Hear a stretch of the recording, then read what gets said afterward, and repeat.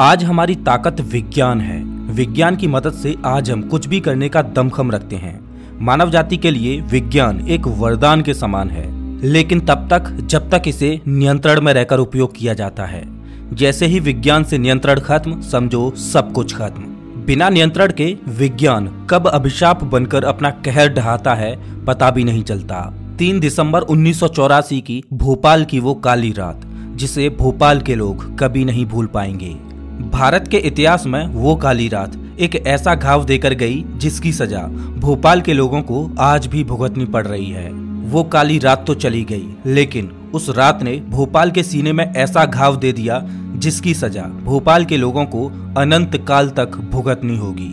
विज्ञान के साथ की गई लापरवाही में उस रात विज्ञान ने भोपाल को ऐसा अभिशाप दिया कि पूरा शहर खांस रहा था। शहर दर्द के मारे चीख रहा था, लेकिन हलक से आवाज नहीं निकल रही थी। जिस्म अकड़ रहे थे, मुंह से झाग निकल रहे थे, आंखों की रोशनी जा रही थी, कानों के पर्दे खराब हो रहे थे। लोग धीरे धीरे मौत के मुंह में जा रहे थे। डॉक्टर्स भी कुछ नहीं कर पा रहे थे, क्योंकि डॉक्टर्स को पता ही नहीं था कि आखिर उन्हें हुआ क्या है। क्या इंसान, क्या जानवर, सबको वो अभिशाप धीरे धीरे अपनी गिरफ्त में ले रहा था। आखिर उस काली रात में भोपाल में ऐसा क्या हुआ था? आखिर विज्ञान के साथ वो कौन सी लापरवाही की गई जिसके अभिशाप के कारण उस काली रात में मिले घाव को भोपाल के लोगों को अनंत काल तक झेलना होगा? जानेंगे इस वीडियो में। नमस्कार दोस्तों, मैं हूं श्याम तोमर, स्वागत करता हूं आपका इस वीडियो में। साल 1969 में यूनियन कार्बाइड नाम की अमेरिका की एक कंपनी ने भोपाल में अपना प्लांट बनाया। ये कंपनी फसलों के लिए पेस्टिसाइड्स बनाती थी। इस प्लांट के भोपाल में लगने से भोपाल के लिए रोजगार का अवसर प्रदान हुआ और भोपाल के लोग इससे बहुत खुश थे।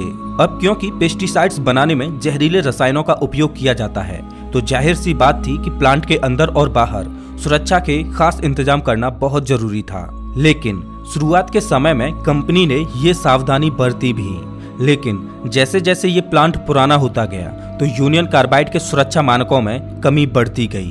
कंपनी को सिर्फ प्रॉफिट से मतलब था। अब वो प्रॉफिट कहां से आता है, इससे उन्हें कोई मतलब नहीं था। प्रॉफिट बढ़ाने के लिए कंपनी ने पुराने अनुभवी वर्कर्स को निकालकर कम तनख्वाह पर नए लोगों को रख लिया और प्लांट की सुरक्षा में तो ऐसी कटौती की कि कंपनी ने हद ही पार कर दी। प्लांट में खराब हुए पार्ट्स को बदलना था, जहरीली गैस रखे जाने वाले कंटेनर्स को बदलना था, पानी का रिसाव होने वाले पाइप्स को बदलना था और भी सुरक्षा के तमाम इंतजाम करने थे। लेकिन कंपनी को लगा कि कंपनी में इतना इन्वेस्टमेंट करने से उनके प्रॉफिट में बहुत कटौती आ जाएगी। इसीलिए कंपनी ने सभी सुरक्षा मानकों को नजरअंदाज कर दिया और सिर्फ प्रोडक्शन पर ध्यान केंद्रित किया।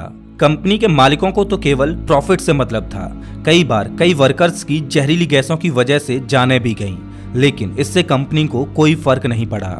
कंपनी में काम करने वाले इंजीनियर्स ने बार बार सुरक्षा मानकों को बढ़ाने का जोर दिया, लेकिन कंपनी के आला दर्जे के लोग तो मानो एक भयानक तबाही का इंतजार कर रहे थे और नतीजा जल्द ही सामने आ गया। 3 दिसंबर 1984 को रात 12 बजे के आसपास MIC यानी मिथाइल आइसोसाइनाइड गैस के टैंक नंबर 610 में पानी भर गया। आपको बता दें कि मिथाइल आइसोसाइनाइड एक जहरीली गैस होती है जिसको अगर कोई सूंघ ले तो वो धीरे धीरे तड़प तड़प कर अपनी जान से हाथ धो बैठता है। और मिथाइल आइसोसाइनाइड पानी के साथ मिलकर एक भयंकर रिएक्शन करती है। जब MIC से भरे टैंक नंबर 610 में पानी गया तो इससे हुए रिएक्शन से टैंक का तापमान बहुत ज्यादा बढ़ गया।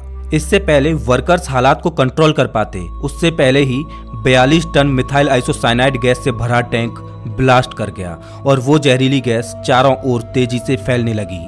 फैक्ट्री से निकलकर वो गैस भोपाल के लोगों के घरों में जाने लगी। भोपाल के लोग तो अपने अपने घरों में शांति से सो रहे थे। उन्हें क्या पता था कि वो अब कल सुबह का सूरज नहीं देख पाएंगे। जब वो जहरीली गैस लोगों की श्वासों के साथ उनके फेफड़ों में गई तो गैस ने अपना असर दिखाना शुरू कर दिया। लोग खांसे जा रहे थे, उनके मुंह से खून आ रहा था, आंखों में जलन होने लगी। भोपाल के लोग समझ ही नहीं पा रहे थे कि उन्हें हुआ क्या है। लेकिन जब उन्हें पता चला कि भोपाल के सबसे बड़े प्लांट से एक जहरीली गैस लीक हो गई है तो लोग शहर को छोड़कर भागने लगे। लेकिन वो गैस पहले ही बहुत दूर तक फैल चुकी थी। लोगों की भागते भागते श्वासें फूल रही थीं। वो गैस धीरे धीरे अपना शिकंजा कसती जा रही थी। लोग भागते जा रहे थे और अपना दम तोड़ते जा रहे थे। जो लोग हॉस्पिटल में पहुंचे तो डॉक्टर्स भी नहीं समझ पा रहे थे कि उनका किस तरह का इलाज किया जाए। डॉक्टर्स के सामने ही लोग दम तोड़ रहे थे।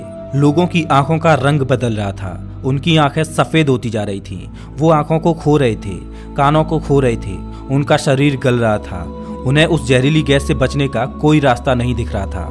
कितना डरावना और खतरनाक मंजर रहा होगा वो। जब सुबह हुई तो हर तरफ मरे हुए लोग पड़े थे। बहुत से लोग अपंग हो चुके थे। न जाने कितने ही लोगों ने अपने परिवार को खोया। भोपाल में एक लंबी काली रात के बाद सुबह तो हुई, लेकिन उस काली रात का साया अभी भी भोपाल पर मंडरा रहा था। क्या बच्चे, क्या जवान, क्या बूढ़े और क्या जानवर, सबको इस गैस ने अपने आगोश में ले लिया। बहुत से बेजुबान जानवर भी इसका शिकार हुए, लेकिन जब लोग अपने आप को ही नहीं बचा पा रहे थे तो उन जानवरों को कौन देखता। इस घटना में मासूम भोपाल के लोगों ने अपना सब कुछ खो दिया। उस रात करीब 5.5 लाख से भी ज्यादा लोग उस गैस की चपेट में आए थे। उस हादसे में हजारों लोग मारे गए।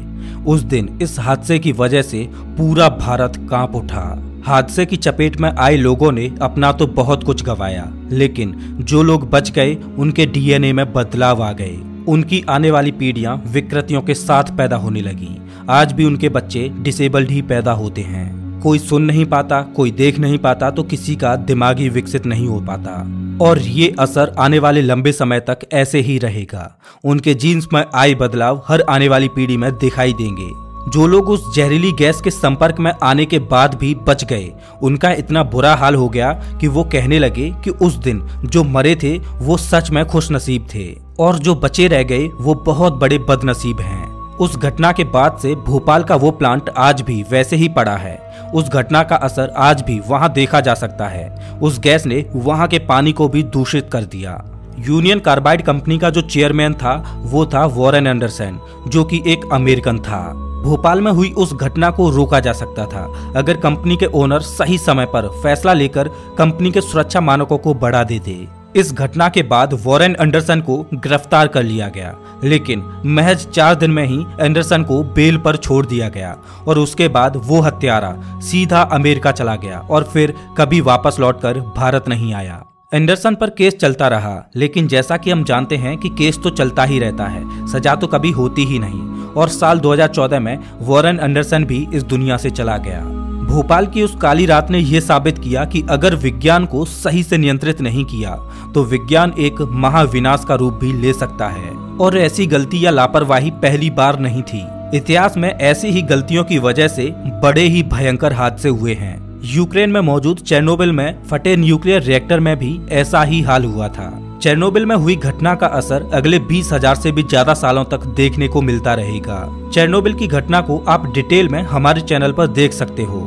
इंसानों को इतिहास से सबक लेना चाहिए। अगर विज्ञान वरदान ही रहे तो ही अच्छा है, लेकिन हम इंसान कहाँ सुधरने वाले हैं। हमें तो प्रदूषण करना है और एनवायरनमेंट को क्षति पहुंचाते हुए अपनी जेबें भरनी है। तो दोस्तों, इस वीडियो में बस इतना ही। अगर आपको ये वीडियो अच्छा लगा हो तो इसे लाइक करें और ऐसे ही वीडियोज के लिए चैनल को सब्सक्राइब करें, साथ ही बेल आइकन दबाएं।